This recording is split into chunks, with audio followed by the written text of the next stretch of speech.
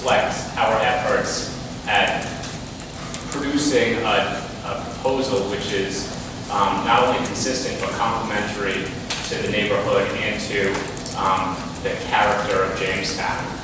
By doing so, I'd also like to go over the items that we're requesting variances for to sort of identify that these are being requested by necessity and that it's, we believe, for the betterment of the project. I'll start out by looking at the architectural plans here.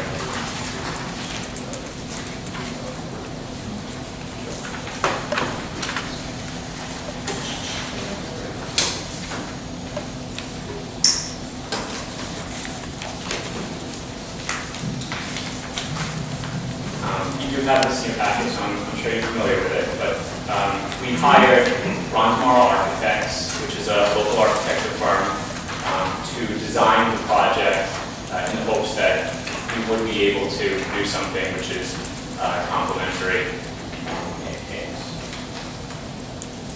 provable by the town. As you can see, the design is cottage style, which is found commonly here in Jamestown.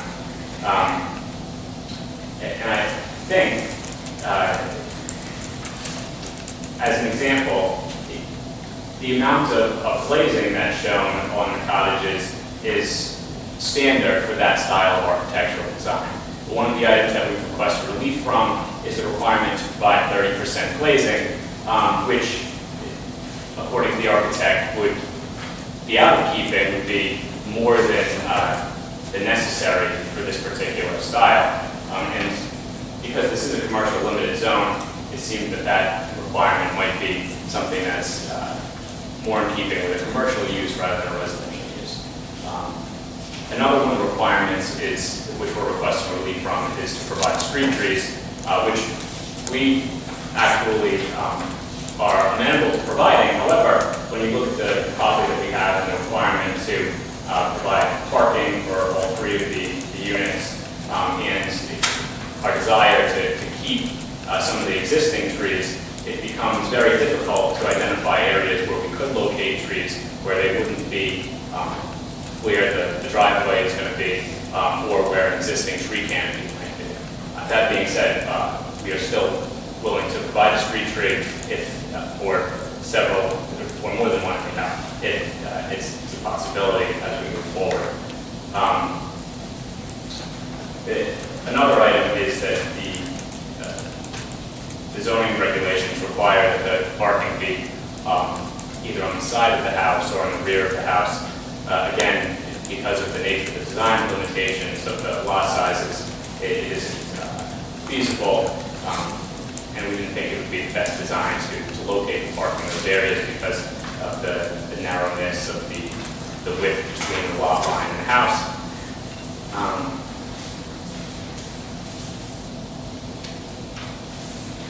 believe that those are the lot size, Christian? Yes. Address the lot size. We have 14,000 square feet, and we're trying to produce 3 affordable housing units. We've maintained the minimum amount of lot area that's necessary for the existing structure, and then divided the remaining area in half for the 2 other lots. This results in lots that are approximately 4,200 square feet in size, which doesn't meet the zoning requirement, but which is very much consistent with the lot sizes that are found throughout the neighborhood. In the draft motion, at least as prepared for you, she actually lists several neighboring lots which are between 3,000 and 5,000 square feet in size. They're all in close proximity to these lots. So again, we think that this design is actually very much in keeping with the neighborhood and this will be complementary to the neighborhood. The same is true for the requested variance for the lot width and frontage requirements. It's a simple matter of, is this is how much land we have, and we've divided it as best we could. I think those are all of the items that we're requesting variances for.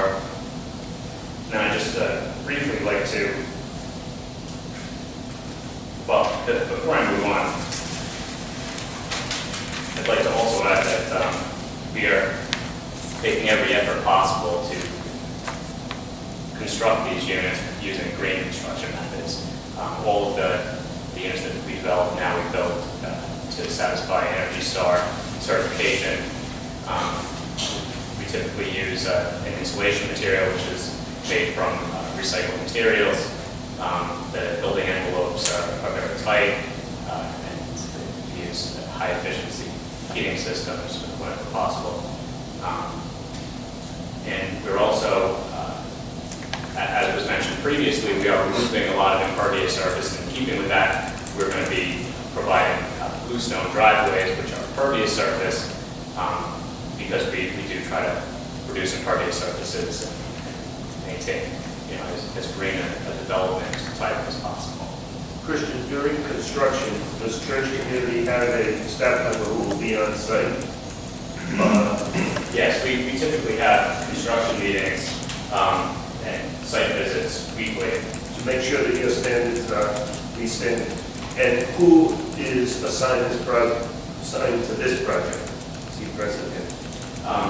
He is. Chris Abbott is assigned to this project. He's seated in the second row.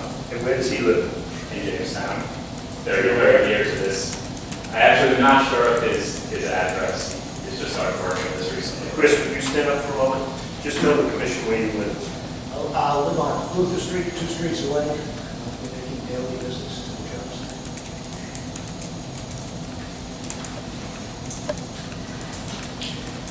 Lastly, as Lisa mentioned, there are specific requirements of state law, findings that need to be made in order to approve a comprehensive permit application. There are 7 specific findings that need to be made, and I'd just like to summarize them quickly. So Lisa has gone through in her draft motion and identified all of them, so I try not to belabor it, but we just wanted to state it for the record. The first item is consistency with the comprehensive plan and the housing element of the comprehensive plan. She lays out several references from the comprehensive plan that identify the town's goals of producing affordable housing and the need for affordable housing.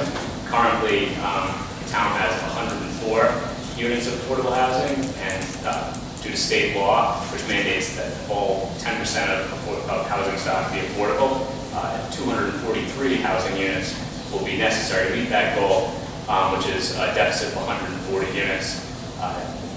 This will give you 3 more units towards meeting that state mandated requirement. The next, in addition, this project is using church community's land trust model, which is specifically identified in the comprehensive plan as well. And it's a 99-year affordability term, which is longer than the minimum requirement that typically goes along with affordable housing. The next item is compliance with zoning and subdivision regulations. Where possible, and that the relief granted doesn't outweigh state and local need for low and moderate income housing. As I've discussed, we've done everything possible to request as little relief as possible, and believe that this project, the benefits of this certainly outweigh the relief that we're requesting. The third item is that the housing units be integrated throughout the development, which, since this is a 100% affordable housing proposal, there isn't any integration element to it. The fourth item is no significant negative environmental impacts. Church community has met with the technical review committee. They have no issues. We've hired Mr. Darbo, who's done a site design and drainage calculations. His